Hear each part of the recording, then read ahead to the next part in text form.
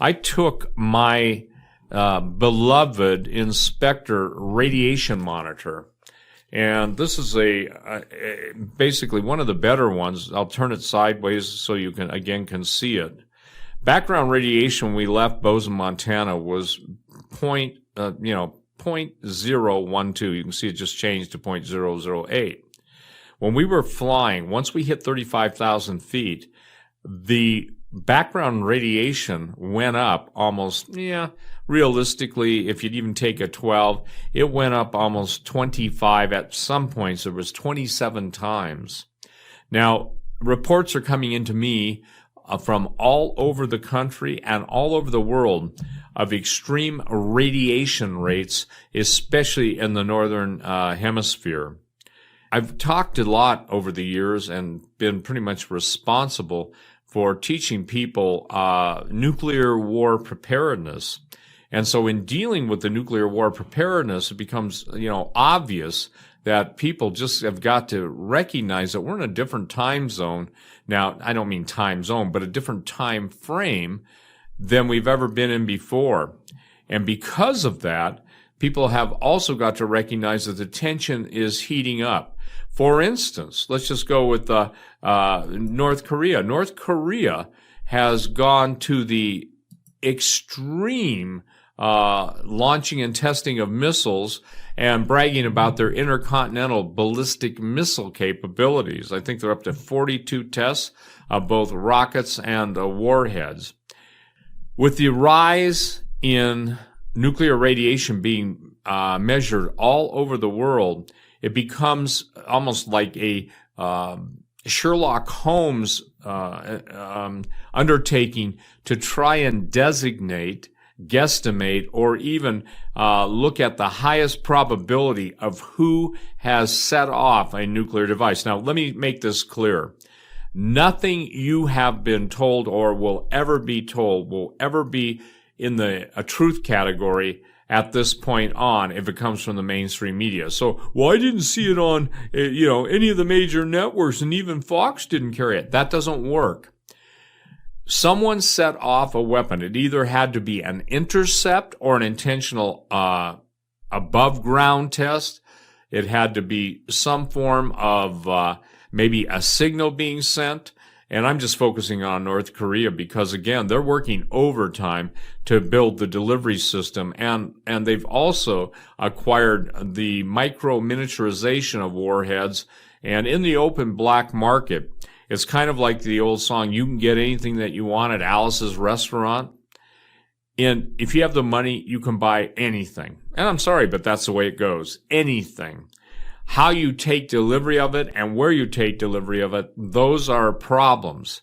And obviously, when you're dealing with clandestine nuclear weapons or fissile materials, or you're dealing with this group of terrorists versus that group of terrorists, one group of terrorists has part A, the other group of terrorists has part B, and the release of the different triggers and the different technology to detonate those, it's way beyond a dirty bomb.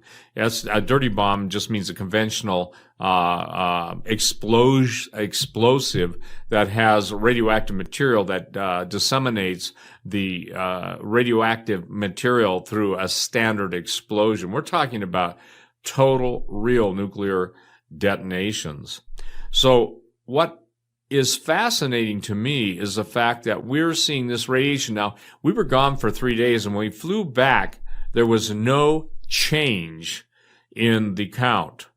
Radiation is measured in millisieverts, sievert millirems. Some people use the centigrade scale, and the knowledge of radiation is so primal now. It used to be a big deal. I can remember even 1962, 64 time period when we're being taught about, obviously, the potential for nuclear war, of understanding what a REM was.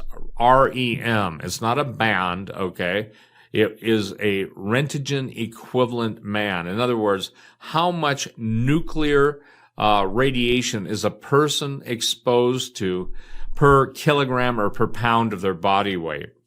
Lethal doses of radiation exposure have been rising dramatically, meaning that they're trying to raise the bar or limit on the true dangers of radiation. One of the things that people don't understand, and this is why radiologists and others who work around nuclear materials usually have a dosimeter. Some people pronounce it dose meter, which is basically a miniature recording Geiger counter with a scale that shows the maximum exposure you received in a day. They then download those into computers and a chart is given, and there's a limit for those who work in the nuclear field that they can only have so much, even over the course of their career. So we're going to take a quick break here. Well, ladies and gentlemen, we're back. Radiation dose units, it's interesting because there are three basic words that are used, and sometimes it's confusing, but for practical purposes, we're going to use just the three most prominent terms. Now, GY, the letter G as in Georgia, a Y as in yesterday, equals 100 rads. A milligray is 100 millirads. In other words, rad, sieverts, rem. It all means the same thing. And why that's important is people sometimes think that one doesn't translate into the other. But again, because of what we're talking about, there's no issue and we don't have to worry about that. Now, radiation, again, gamma radiation travels literally at the speed of light, 186,284 miles per hour. And to protect yourself from gamma radiation, which is the most deadly radiation, especially from a nuclear explosion, there are three things to remember. Time and distance. The further you are away from the detonation, the better. Shielding. That means that something has to be above you, on the sides of you, and beneath you to protect you from the cosmic ray penetration. It's the mass of the shielding material that does the blocking. The more shielding, the better. And usually they have a talk or a halving thickness. That's a term. Halving thickness simply means that the shielding is measured by a fraction of gamma rays that it blocks. If a certain thickness blocks half of the incoming radiation, then adding the same thickness again will block half of what's left.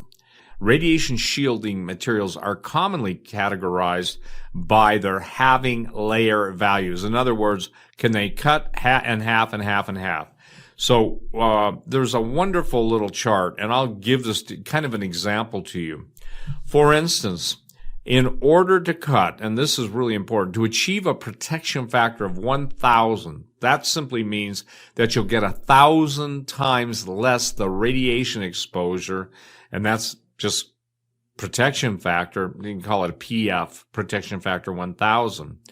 Material, for instance, lead. 4 inches of lead is equal to 10 inches of steel, which is equal to 24 inches of concrete. Packed dirt is 36 inches. Water is 72, and wood is 110. So basically, the idea is that the denser the material, the safer you are. There used to be a book put out by Gary North called Fighting Chance, and it was called 4 Feet to Survival. You can go on the internet and download for free Crescent Kearney, I believe it's Kerny, obviously Kearney's, apostrophe S, Nuclear War Survival Skills. It is free. Everything is a expedient fallout shelter. Everything tells you how to make an air pump. All this stuff is very, very inexpensive. And so I would encourage everybody to start thinking along this realm because things are escalating. Now, again, radiation is cumulative. I doubt anybody's going to carry this story. I've gotten emails from Norway. I've gotten emails from different parts of the United States. I've gotten emails from northern Canada. I've gotten emails from Azerbaijan, I think it is, or, a country over there. But everything that I get says this: we have our meters, and by the way, there are a lot of sharp people around the world. We have our meters set on a threshold, and we're watching a scaling going up. In other words, if the meter is usually reading like this for a baseline, a lot of them are saying they're starting to see this, kind of like a stair step up. The basis of that has to be ascertained.